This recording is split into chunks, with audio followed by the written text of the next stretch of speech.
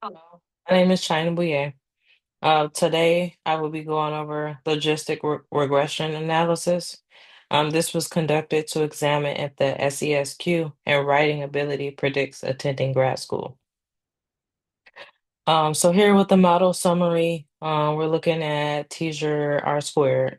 So that explains 18.6 of the predicted probability between attending grad school and not attending grad school.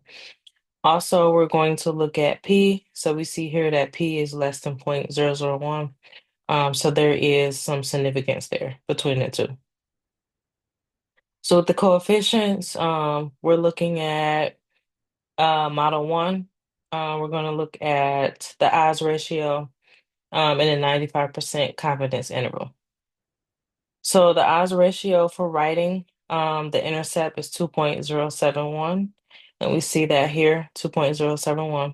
So for each 1 unit increase in writing, in the writing score, the odds of attending grad school increases by 2.071.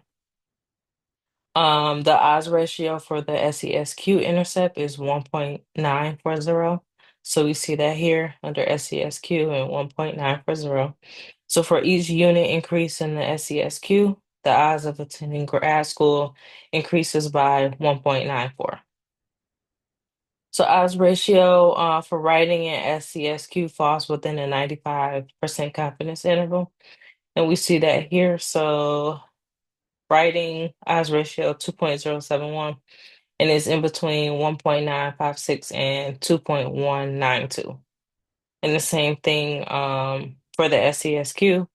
Odds ratio is 1.940 and the confidence interval 1.845 to 2.039.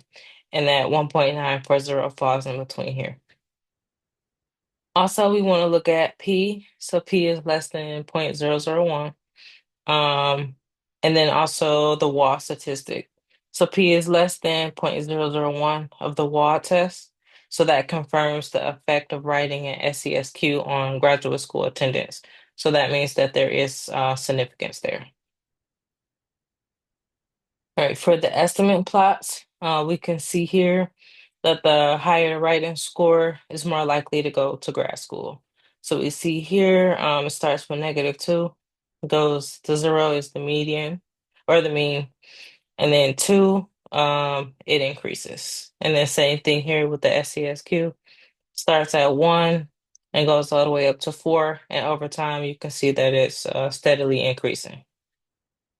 So the higher the SESQ, is also more likely to go to grad school. And then for the model summary here, grad school, so we're looking at P, so that's also less than 0.001. So there's some significance there. All right, so now we're looking at race. So we have Black, Hispanic, and white. Also, Asian is included as well, but we'll see that on the estimate plot. So the M1 intercept is the starting point before the effects of SES or race is included. So M1 intercept here. And then the interaction between SES and race is not significant for Black or Hispanic students because that P is greater than 0.001, meaning that the SES does affect these groups. So here under P, we can see that majority of the P's are less than 0.001, but there are two that are not, well, that are greater than 0.001, which is Black and then Hispanic.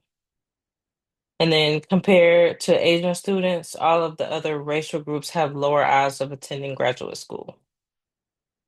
The SES times white interaction is significant, and that is here that P is less than 0.001.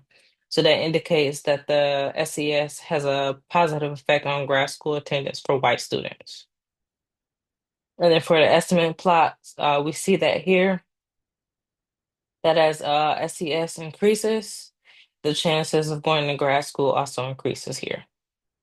And then here, this breaks it down and it shows each race, Asian, Black, Hispanic, and white.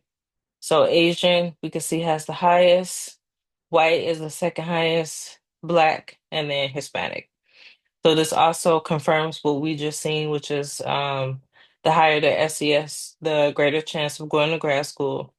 Based on race, Asian and white have the highest chances of attending grad school, followed by Black and Hispanic.